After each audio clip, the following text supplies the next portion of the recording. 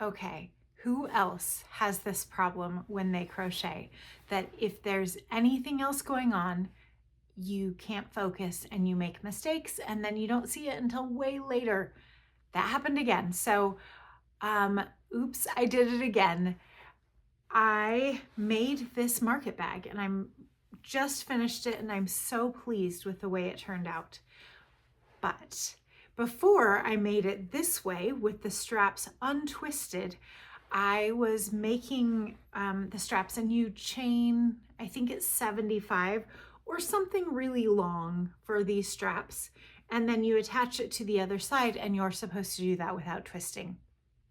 I did that without twisting on one side, and then the other side I accidentally twisted, but I didn't quite notice that I twisted it, of course, until I was 2 or 3 rows in, and I thought that my yarn, because I would work on it a little bit and then I'd set it inside my project bag and then I'd pull it back out and I'd be like, oh, somehow the yarn switched to the other side, and not realizing that it wasn't a yarn switching problem, it was a twisted strap problem.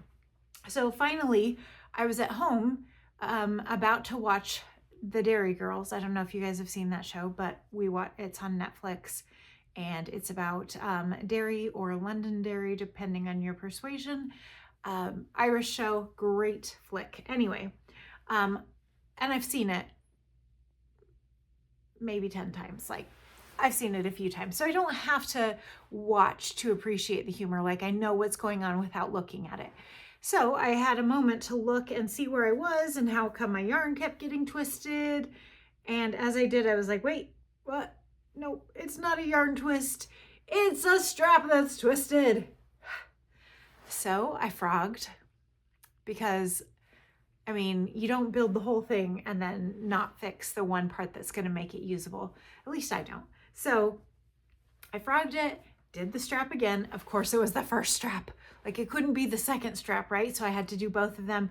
But because I was watching Dairy Girls, which, like I said, I don't have to actually look at, I actually focused and made sure that they weren't twisted. And now I have this beautiful market bag. Okay, so I'm going to tell you the details of this market bag because I am just thrilled with how it turned out. I'm so excited to go to Aldi because now I have I have 2 amazing bags. Okay, so this one it's the same bag pattern, but it's with Lily sugar and cream. I think it's stripes, but I've long since lost the label on this beautiful cone of color. And just, it's a little more of an industrial cotton, or yeah, it's not super soft, but super soft does not matter in a market bag.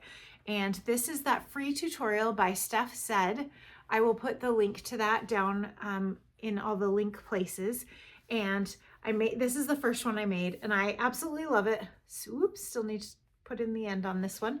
But I used the smaller size because I was using a larger hook and a number 4 weight yarn, worsted weight. So I was like, you know what, she gives 2 sizes. I did the smaller size and I think it turned out beautifully. I'm really excited to use it.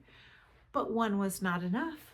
I have never shopped at Aldi and only came out with only 1 bag of groceries. So I wanted to make one with more, I don't know, classic bag colors. And this, let's see, I have the rest of this yarn here. This is KC Premier Essential Cotton, and it's in the colorway White Sand. And look at that. Oh, this might be a better one. The colors on this are just absolutely lovely. I absolutely love how it turned out, and it did a little bit of striping occasionally, like you can see on this side where the dark color just hit in the right spot, and so you can see some striping, and you can see some striping throughout the bag a little bit as well. And but it's not a pronounced stripe. Yeah, I love the way this turned out. It feels really classic, and like it almost kind of reminds me of almost a linen or a hemp sort of string bag instead of a lovely cotton one, and it's pretty soft. I would definitely say this is a garment style cotton.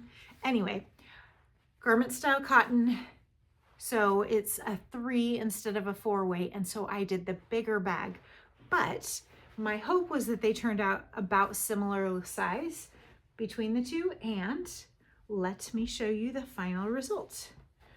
Okay, so if I hold these two up here, so the smaller one is a little smaller, but not by a ton.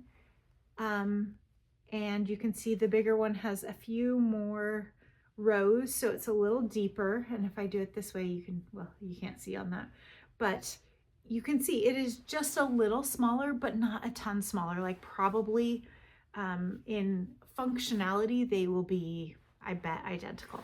So this is the end of the road on market bags for me for now.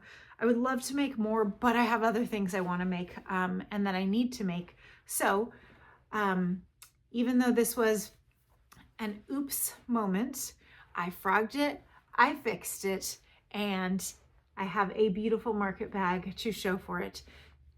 Look at that stretch. I bet this will hold a lot of chickens. I bet it'll hold all the chickens. Oh, all the chickens. I should bring some more chickens down. Oh, easily, no problem. No, there's room in here for a gallon of milk with these chickens. I am thrilled. So what bags are you working on if you are working on bags, or what other things are you working on that you want to share with the group? Thanks for watching to the end of the video. I'm Amber and this is Hearth and Hook. Bye.